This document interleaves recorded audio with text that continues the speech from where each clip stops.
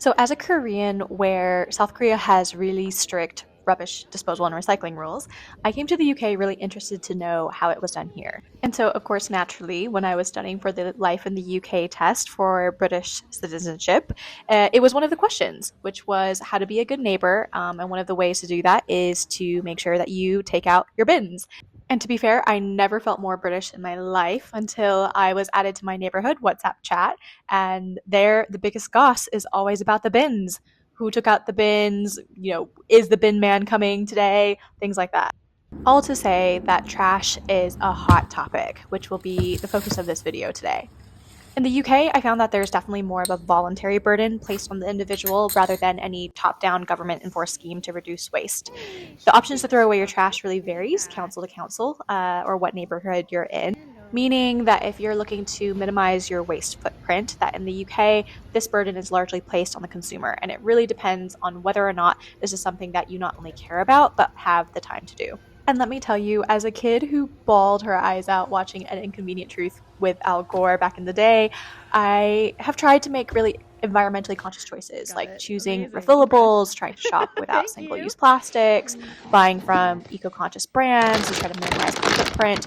But ultimately, I realized that we do live in a world full of consumerism, and it is really hard to avoid generating any form of trash. So we all do it. And while I have been living here in the UK, I have really took it upon myself to try to figure out how can I at least dispose of synthetic materials in a more responsible way that is less toxic to myself and also to the environment, to see if I can at least with my willpower and my individual choices try to make the world a little better. And by better, I mean filled with less plastics and non-biodegradables. So I don't know how many people know this, but the flexible plastics that you usually see wrapped around vegetables or on different items at the supermarket are not recyclable in the traditional method, meaning it's a type of plastic that you can't just put in your recycling bin.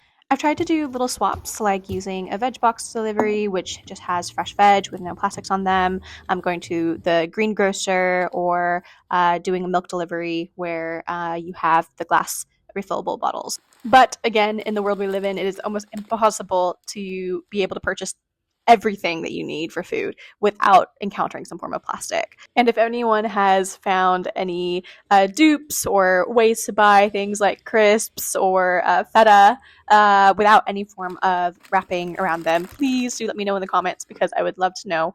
But unfortunately, I have not found those options. And so I accumulated a lot of plastic waste, whether it's buying pasta or grains. I'm a sucker for sweets, which always have those films on them. So what do we do with all these plastics then? And this is where the intervention comes in. So big brands like Sainsbury, Tesco, Waitrose, they've introduced a way to recycle single-use plastics that you normally find at the supermarket. This includes biscuit wrappers, the shiny film that you see covering fruits and veg. It includes crisp packets. My favorite thing that I didn't realize before is it also includes bubble wrap. So things that are traditionally very difficult to recycle or finding a way to dispose of it correctly, you can usually find an answer when it comes to plastics in this way. This method, of course, relies a lot on individual willpower to separate your plastics correctly and to take it to the grocery store every time.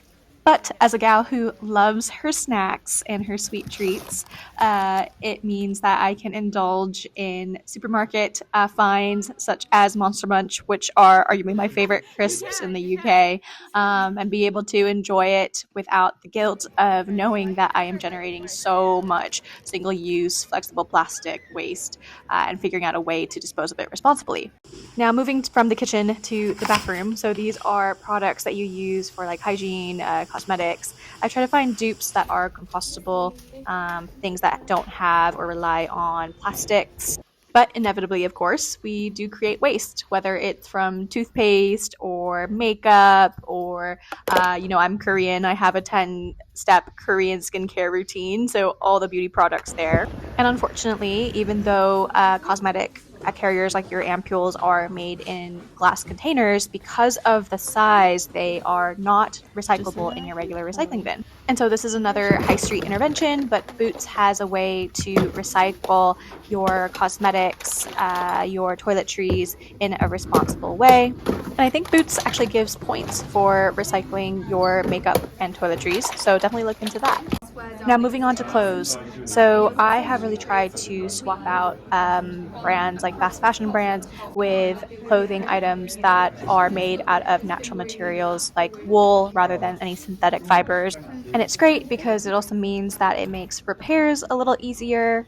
I've been really getting into darning recently, and it means that you just basically need the same yarn type, and you can create an invisible or a visible mend, and it will last really well and not shrink when you wash it.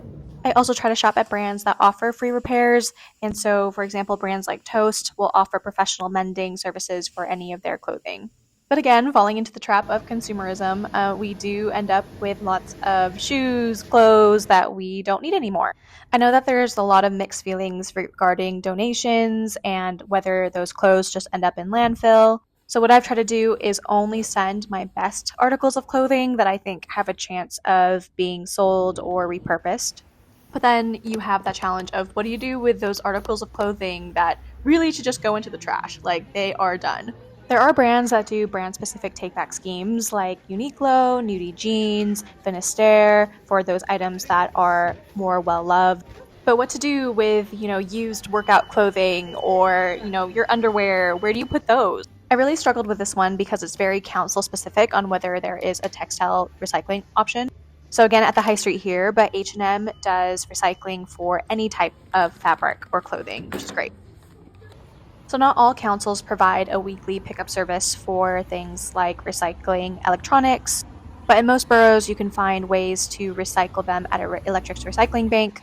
I had some scratched up pots and pans and didn't know what to do with it, and actually the scrap metal folks were really obliging and allowed me to recycle them there, which is great. But yeah, trying to figure out the best way to throw away your trash requires some initial research, planning, and a good measure of patience. But once you get the hang of it, it becomes routine, and it's really so satisfying when you go to drop off all your empties. As you saw throughout the video, I collect my trash in different bags and then remind myself to take them with me when I'm running my regular errands to different shops. And I am always so shocked to see how much I have accumulated as one person, and to think that I have hopefully saved most of that from going direct to landfill is really satisfying. I hope this video inspires you, maybe a new year, new you habit, or at the very least sparks some interest or awareness of how much trash we really generate. Thanks for watching another Life in the UK video, and here's till next time. Bye!